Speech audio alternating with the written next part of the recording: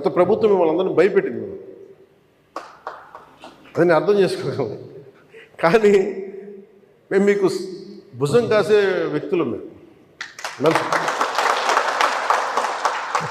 ఇది ఒక వ్యవస్థని తిరిగి బలోపేతం చేయాలంటే చాలా చాలా కష్టసాధ్యమైంది. నాకు నిజంగా చెప్పాలంటే ఒకసారి నాకు ఇది నేను చాలా ఆనందంగా ఎంచుకున్న శాఖ.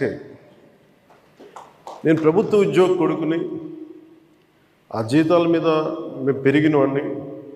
మా నాన్న జీతాలు రాకపోతే మమ్మల్ని స్కూల్ బయటికి పంపించి మళ్ళీ జీతాలు వచ్చిన తర్వాత మళ్ళీ స్కూల్లోకి అలౌ చేసినాయి, అవి కూడా ఉన్నాయి నా సంఘటన.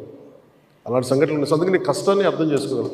అంటే 1వ తారీఖు జీతం రాకపోతే ఏమవుద్దు నాకు అనుభవం ఉంది. అలాగే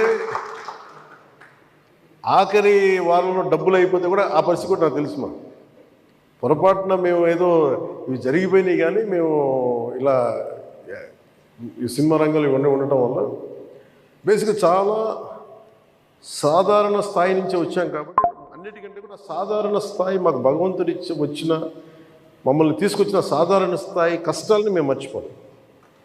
అందుకని ఈ రోజున రోడ్ల మీద బయటికి వెళ్ళి ఎందుకు ఆగి ఎందుకు మాట్లాడుతానంటే ఆ కష్టం ఎలా ఉంటుందో నాకు తెలుసు. ఇందాక మీరు ఇచ్చిన రిప్రజెంటేషన్ కూడా ఆ కష్టం ఎలా ఉంటుందో నాకు తెలుసు. సో ఇలాంటి స్పందనకి వెంటనే ఉంటుంది కదా. నేను కోరుకునేది అంటే మిమ్మల్ని గత ప్రభుత్వం మిమ్మల్ని భయపెట్టింది.